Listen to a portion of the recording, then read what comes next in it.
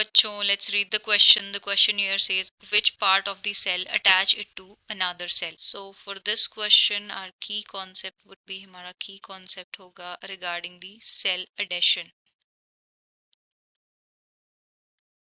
So cell adhesion क्या होता है? It is the process by which cells interact and attach to neighboring cells. In cells आपस में interact करती हैं और जो adjacent cell होती है उनसे attach होती हैं. Process होती है cell adhesion की. The process by which cells interact and attach to the neighboring cells.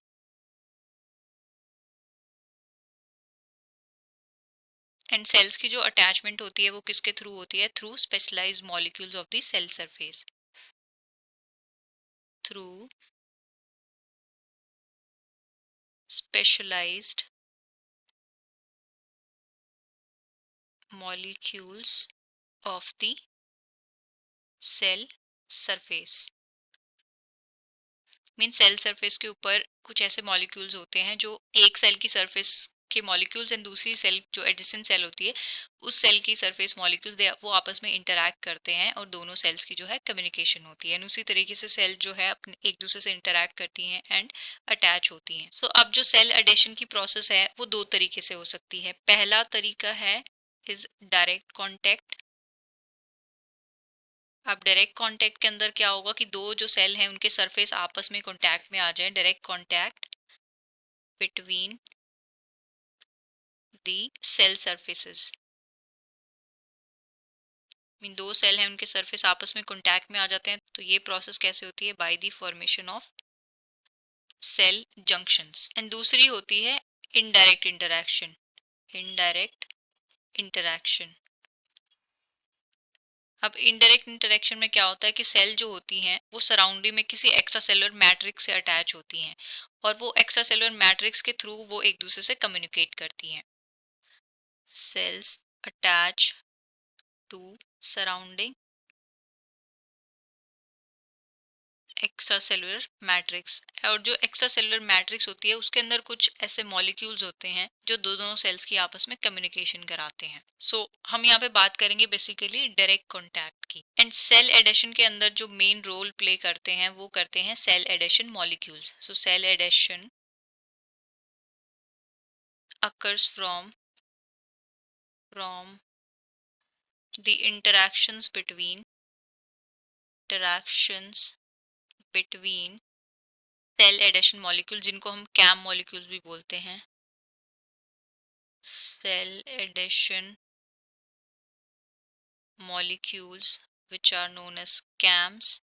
इनको हम कैम प्रोटीन भी बोलते हैं. और transmembrane proteins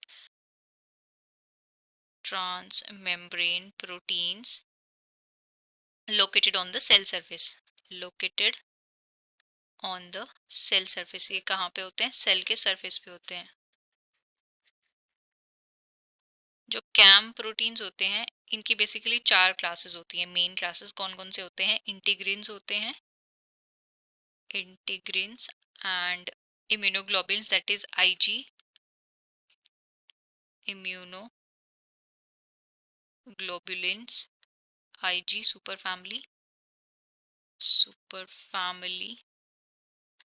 and cadherins and selectins.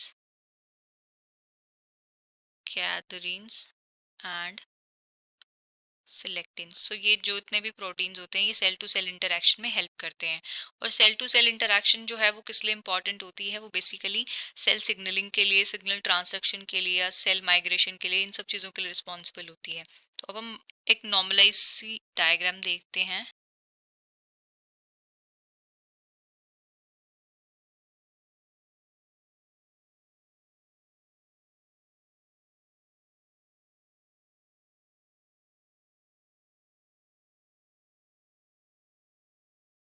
ये जो येलो में हम शो कर रहे हैं ये है सेल की प्लाज्मा मेम्ब्रेन. यहाँ पे ये वाली सेल 1 है, ये वाली सेल 2 है. एंड जो येलो में स्ट्रक्चर हमने बनाई है this is plasma membrane. Plasma membrane so cell का जो आउटर सरफेस है वहां पे जो है कुछ मॉलिक्यूल्स प्रेजेंट होते हैं, कैम्प्स प्रेजेंट हो सकते हैं, ट्रांसमेम्ब्रेन प्रोटीन हो सकते हैं। ये वाला सेल 1 का है, ये वाला सेल 2 का है, इन दोनों की आपस में इंटरेक्शन होती है। उसी तरीके से सेल की जो है कम्युनिकेशन होती है। एंड बीच में ये क्या है, हमारा intercellular space, intercellular space. So इस तरीके से जो है सेल के अंदर इंटरेक्शंस होती हैं। सो क्वेश्चन में हमें पूछा है which part of the cell attach to the another cell. So basically तो सेल की अटैचमेंट में हेल्प कराते हैं कैम्स या ट्रांसमेम्ब्रेन प्रोटीन्स या सेल जंक्शंस। एंड जो पार्ट इन्वॉल्व होता है, पार्ट होता है हमारा कौन सा, outer surface of cell, outer surface of the cell.